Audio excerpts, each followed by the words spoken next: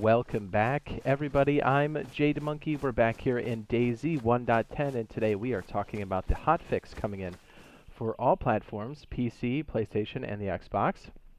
And yes, PlayStation 5 and the Xbox Series X are included in that. So we are on, here's the version that should be coming fairly soon, and I would assume that this is going to be a hot patch or a hot fix. What I think they call it a hot fix. The version that we're currently playing on, we are on the Xbox experimental servers. We're in 1.10.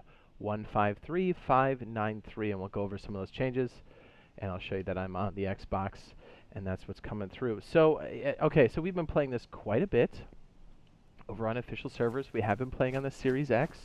I believe I have the emblem there in the upper right-hand corner. So, and it's been great. The PS5 and the Series X have had some great stability as far as smoothness is concerned. Now, I know if you've been playing on official, especially during peak PvP times, you'll notice some what's the word? Instability on the server. And if you're on the original stuff, PS4, ooh, those look dirty. On the PS4, the Xbox One X, you'll notice that, well, on any platform, when it's peak or high population time, you can sometimes see lag of 3 seconds, 2 seconds, or 1 second. You can most notably find it when you're walking by something and you hit the command for it, and it may take an extra few seconds for it to be picked back up. Just know that that server is most likely unstable, and driving on servers that are unstable is not recommended, no matter what system you're on. Now, when servers are stable, which is completely possible, I would strongly recommend a PS4 Pro, an Xbox One X, or a PS5 or an Xbox Series X or S, if that makes any sense at all. Basically, have the person with the best console do your driving when the server's stable enough. Now, community servers don't share as much of that issue, but there's a lot of high population around the PvP prime time onwards until about 2 a.m. during the weekdays, Eastern Standard Time. But yeah, so that's been an issue, and I know the servers have been unstable when they are high pop, and that's a server issue. But for the most part, the next generation consoles are carrying it quite well. Okay, so let me go over some of the changes. Let me stand in here before I get clapped. I don't exactly want to lose my gear here. Okay, so the list of items they have here are, and this is again for 110, 153, 593, and this is at the end of November 2020, just to kind of hopefully future-proof this. A server crash related to actions. Attachments of gas stove were disappearing upon reconnect. Our crew can confirm that. Basically, stoves having anything attached to them, well, you'll lose all those items and everything inside. That's a big fat confirm. We got that on the day one. Not only me, but our other crew. In specific cases, the character cannot regain the ability to jump and sprint after healing a broken leg. So that's been fixed. Wrong buttons appeared next to the character customization menu. Issues with the unconscious state when falling on steep terrain. I almost did fall asleep. That's not correct. Falling on steep terrain. Damage the M3S truck wheels. Indistinguishable from pristine variant. But they still do run on busted wheels. Just don't take them off. Pro tip. Same with cars. Okay, let's see. Occasional graphic glitch that appeared when interacting with the M3S truck's side plates. I don't think we saw that. Glass in the windows of the M3S truck turned into pristine state after being destroyed. The fire barrel could not be attached to the barrel slots of the M3S truck. Little tip here, and they may fix it, maybe they don't. Some people have been saying that the M3S truck you can't attach barrels to. You have to make sure that the barrel lid is open when you do so. And I know you can't pick up the barrels after the lid's open, so what you do is you have it close to the truck, open the barrel, and then go to vicinity and drag over that way. That has been confirmed to be a thing, and I don't see it in the list here, so just know that's how you attach those things. Empty gaps and ghost inventory slots when attaching a barrel or crate to the M3S truck. That's been fixed. It was not possible to stop the car engine in specific cases. But engine damage point. Wait, the engine damage point from water level on the M3S truck was too low, causing the vehicle to be damaged in more cases than it should be. Oh, that's cool. An occasional issue where the screen could get darker after respawning. We saw that shock value effects would kind of carry over, but they would deplete, but it's cool that they fixed that. The player was able to deploy some items on seawater at certain places. That's kind of funny. Temperature on food was fluctuating when cooked on direct cooking slots. Another tip for people playing out there. Food has changed quite a bit. Spoiling is now a thing. And if you're eating things like fat, eat them, wait, and then eat them again. Basically wait for the chevrons to go back down. If you eat a whole piece of fat, cooked fat, excuse me, your character will chuck. So just don't smash the food. Temperature was fluctuating. An exploit for fast cooking was using smoking slots. That's been fixed.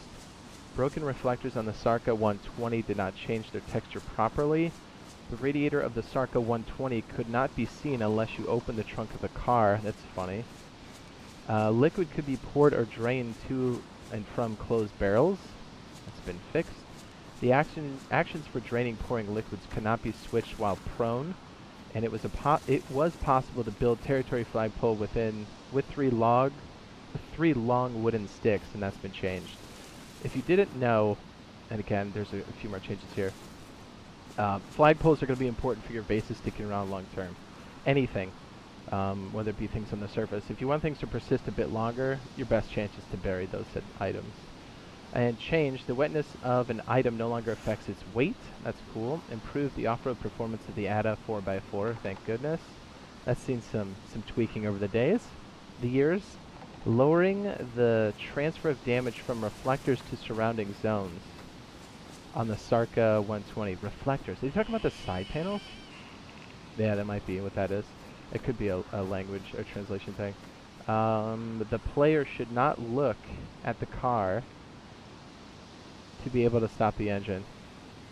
Oh, they're talking about like third person, or even just when your cursor's not on. Okay, that makes sense. Known issues. Items won't get wet during rain. So that's kind of a bonus for us. So that's what's coming through. Hotfixes, they're pretty quick. They're not full-blown changes. They do have to go through some form of certification, yes, for the PlayStation and the Xbox, but for the most part, they'll be coming through rather quickly. Seems like they need to really address that. And on the note of server performance, that'll happen on server side. It will not require a client update. So keep that in mind. It's definitely a thing.